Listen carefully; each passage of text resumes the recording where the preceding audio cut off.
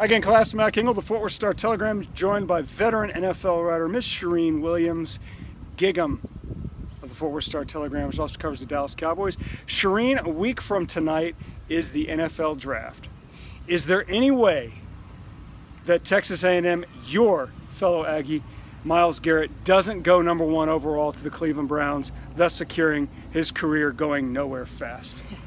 I don't think any of us foresee anything that's going to change this. I think the Browns are set on drafting Myles Garrett. They think he's the best player in this draft. The draft experts will tell you he's the best player in this draft. I think he goes #1 overall. It'll be Tarrant County's first #1 overall pick. Of course, wow. Arlington's first overall pick, and Texas A&M's first overall pick. The top guy before him, of course, was Luke Jokel. Right. For all three of those, went to Arlington High School. So record-setting, the only DFW player who's ever gone #1 overall is one Matthew Stafford. All right, so following up on Myles Garrett going to Cleveland, is that the best thing for his career? No, going #1 overall is great. You never say no. Yeah. But is Cleveland a good destination for Myles Garrett, or is he just going to fall into obscurity because he's in Cleveland? Well, the quarterback position has been the one that obviously has hurt them. We know all the names they've gone through and haven't been able to find that starter. There have been players there who have succeeded.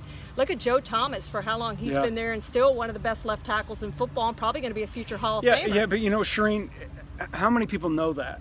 Like, Joe Thomas is a great player. How many people know? How many people can tell you though that some of the Cleveland Browns, since they came back from the dead, have been good? Yeah, you know it. You're a Pro Football Hall of Fame voter. You're going to sit there and vouch for the guy. How many guys really know? How many fans really know who the good Browns players have been in the last? Well, you don't know because they're never on national TV. You never see them. They continually lose and lose and lose. Who wants to watch the Browns play? Nobody. The only time Cowboys fans probably saw the Browns play was last year when the Cowboys played them, and you know that's the one time you've seen them probably in the past 5 or 6 years play. They've had occasional Thursday night games, but nobody watches the Browns nationally, so you don't know their players. You're exactly right, and they kind of fall in the abyss. And that's one thing that you hate for Myles Garrett, because he could be a Von Miller or J.J. Watt to the extent of he has a great personality, highly intelligent, all those things that lead to advertisers wanting to have them pitch their products, and yet he's in Cleveland. So we don't see Cleveland players doing that, which might hurt his marketability long term. If he's able to play and do that, have the success on the field, you know, who wants to tout a Cleveland Brown? Nobody. But you mentioned Von Miller, a fellow Aggie, who when he came out was, you know, not quite as highly regarded as Myles Garrett fractionally, but at the same point in their career, coming out when they came out of A&M respectively, who was better, Myles Garrett or Von Miller? I think Von had a little more experience, so I'd probably put Von in there. You know, people point to Myles's sacks against Power 5 schools and non-Power 5 schools, and we all know those statistics and what he did against non-Power 5 schools, but I think Myles Garrett can play, and I think he's going to be a really good pro player. He's going to figure it out. He works hard. He's got all the intangibles you look for, and the 41-inch vertical jump certainly doesn't hurt either in this process. But I think Von was a little bit further along in the process. Now, Von had some few red flags there, and he's gotten over there and obviously become a great player, one of the best in the NFL, was second in Defensive Player of the Year voting. So Myles wants to get to that point. He will get to that point, hopefully. But Von was a little bit ahead of him coming out. I've seen one mock draft that had Texas Tech quarterback Patrick Mahomes actually sliding all the way down to 12 and going to the Browns. Now, the other quarterbacks everybody's talking about coming out of this draft is Mitchell Trubisky out of North Carolina. He hasn't played a lot. He worries me like Achilles Smith when he came out of the University of Oregon, a guy who's highly touted, but a guy who hadn't played a lot of college football. And obviously Deshaun Watson, who's played a ton of college football and won the biggest games in college football.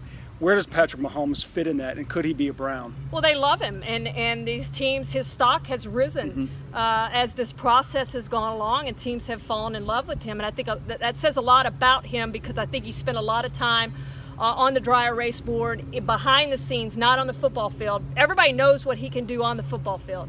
There's no question about that. He's put up the numbers. He has the arm. He has the intangibles that all teams look for. But the thing is, how much of it was that system? And that's what they wanted to know. How long is it going to take him to get on the football field? We've seen these spread quarterbacks really come in and struggle to learn offenses. So I think they wanted to see him in the classroom, drawing up plays, calling out plays, being able to They wanted to huddle. see this. They wanted to see the intelligence Yeah. part of it, and they wanted to see what he could do under center and all those things. And I think they've seen that in this process, which has made his stock rise. He's going to go in the first round. I don't think he's going to get past Houston. I think if he's there for Houston, he's going to get there. But you're right, he could be there at 12, and that may be who the Browns end up taking. I think they're going to go Mitchell Trubisky. But Mahomes certainly is an option for them there, and Mahomes isn't going to have to wait long on draft day.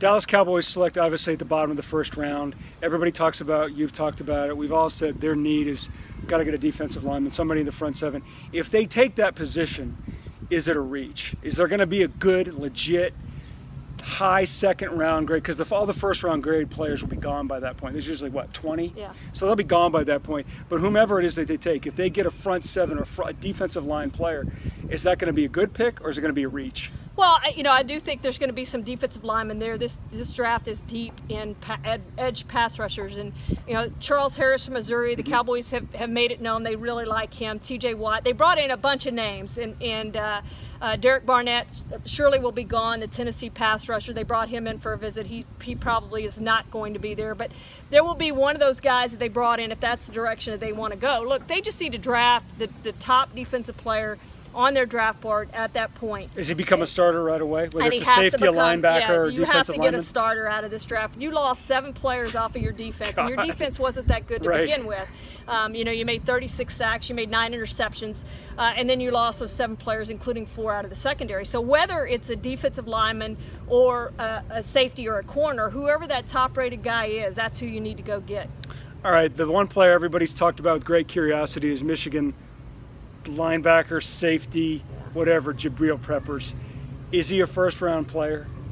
Well, I think he's going in the first round. I think Why? He'll go Why? late. Why? I think Why? he'll go late in the first round. Right. Some teams. Well, that's they- Cowboys territory. Yeah, they won't draft They him. won't They do it? didn't bring him in for a visit, and you look at their history. If they Okay. don't bring guys in for visits, They're not picking They're him. not picking him. I think they're going to go the corner route. They brought in all those cornerbacks. You look at the Quincy Wilsons and the Tez Tabors and the Dory Jacksons. Those types of players, I think one of those guys is going to be there. It's probably a better draft for the cornerbacks than the defensive ends. They also have to factor in they're probably going to take a cornerback or a defensive end in the second round, whichever one they don't draft in the first round. So you're kind of looking at who's come off the board too to think, are we going to get a better corner or a better safety or a better defensive lineman when we pick in the second round? I think that's going to play a part in this process too. But Peppers is going to go late, probably. Atlanta, New Orleans, one of those teams down there at the bottom. Our last question, you're an Aggie. You're going to have to explain this to me because I don't do math very well. University of Alabama, the last handful of years, leads the NFL or colleges in #1 draft picks, or first-round draft picks with 8. Your beloved Aggies are second with 6. Is that correct? That's correct. 6 drafts in a row. How can you explain 8-5, 8-5, 8-5 with all this talent that's coming out of College Station and flooding NFL, right? Not just mediocre talent, but top-tier NFL talent, and the college team is not top tier? Well, you got 22 starters, and we're talking about 6 players over the course of 6 years. You got a lot of excuses. So, well, I don't think their depth is what it should be in the SEC. They've got to go out and get that depth. They've had a lot of injuries late in seasons, and they haven't been able to have guys step in and play. And to me, that's been the difference. The quarterback play since Johnny has been up and down. We know their history of quarterbacks. You've got to get a quarterback and be able to get him in there and let him play, whether that's Kellen Mond or any of those other guys they have in there right now compete for the job. But you need a quarterback to stay in the program and that would help. All those 5-star guys are going to leave. Absolutely. So you need him to stay in the program and do what he does for a number of years, not just one and done and let's go somewhere else. So. You hear that, Kevin Sumlin? Shireen's coming for your job. NFL Draft, Philadelphia, Pennsylvania, next Thursday night. Be sure to follow all of her fine work in the Star Telegram to find out who the Dallas Cowboys will be selecting in the first round.